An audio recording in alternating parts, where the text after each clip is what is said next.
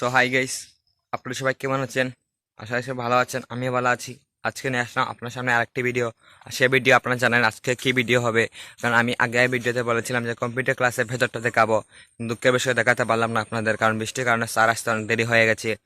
তাহলে এই ভিডিওতে আমি দেখাবো কম্পিউটার ক্লাসের ভেতর, এবং আপনারা আমাকে বেশি বেশি করে সাপোর্ট করবেন এবং ভিডিও যদি ভালো লেগে থাকে লাইক কমেন্ট এবং সাবস্ক্রাইব করবেন জরুর। আর আমাকে সাবস্ক্রাইব না করলে আমি এগিয়ে যেতে পারবো না, আপনার সামনে ভালো ভালো ভিডিও নিয়ে আসতে পারবো না। তাই আজকে আমি ভিডিওটি দেখাবো যে কম্পিউটার ক্লাসের ভেতরটা কত সুন্দর, এবং আমরা যেখানে করি সেখানে কতজন ছাত্র কম্পিউটার ক্লাস করেন, এবং কি কি ভেতরে কি কি ক্লাস করা হয়, কম্পিউটার ক্লাস করা হয় কিনা অন্য কিছু করা হয়, সেটা আপনাদের দেখাবো।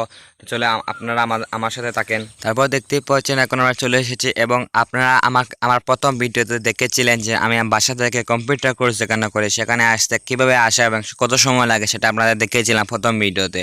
আর এর আগের ভিডিওতে দেখিয়েছিলাম। এখন দেখতে পাচ্ছেন আমরা ভিতরে চলে এসেছি, এবং গেটের ভিতরে চলে আসার পর কিছুক্ষণ 1-2 মিনিট হাঁটার পর আমরা চলে যাব সেই যেখানে কম্পিউটার কোর্স করছি ভেতরটা কারণের জন্য আপনাদের।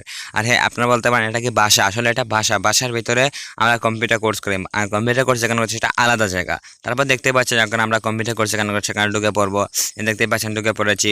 এরপর দেখতেই পাচ্ছেন আমাদের সামনে যেটা আছে, মানে এটা হচ্ছে আমাদের যে কম্পিউটার কোর্সের যে প্রধান বলা হয়, তিনি এখানে বসেন।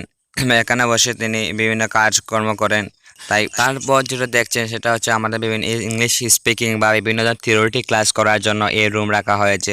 এই রুমে মানে বসে থিওরিটি ক্লাস বা ইংলিশ স্পিকিং আরও অনেক কিছু করা হয়। তারপর দেখতে পাচ্ছেন এটা হচ্ছে কম্পিউটার ক্লাস। এখানে আমরা বসে কম্পিউটার করি। আপনারা বলতে পারেন যে এখানে কয়টি কম্পিউটার আছে, আপনারা গণে দেখেন কয়টি কম্পিউটার আছে। আমি মিনিমাম বলতে পারবো যে 13-14টি কম্পিউটার এখানে আছে।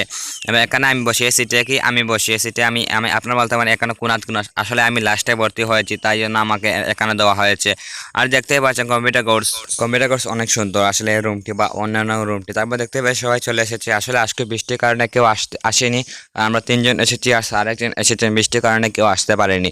আর হ্যাঁ, আমরা 4জন এসেছি কম্পিউটার কোর্স।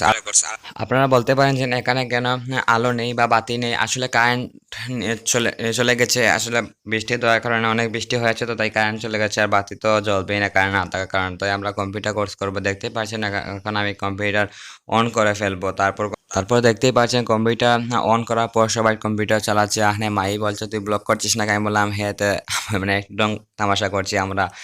তারপর দেখতে পাচ্ছেন আমরা কম্পিউটার কোর্সে চালাতে ব্যস্ত হয়ে গেছে। তারপর দেখতে পাচ্ছেন মাই লেখেছে। আসলে আমরা এখনো বেশি এগোইনি কম্পিউটার কোর্সে, আসলে ABCD ওয়াক্য এগুলোই লিখছি, কারণ এগুলি শিখতে প্রথমে বেসিক শেখা লাগবে না।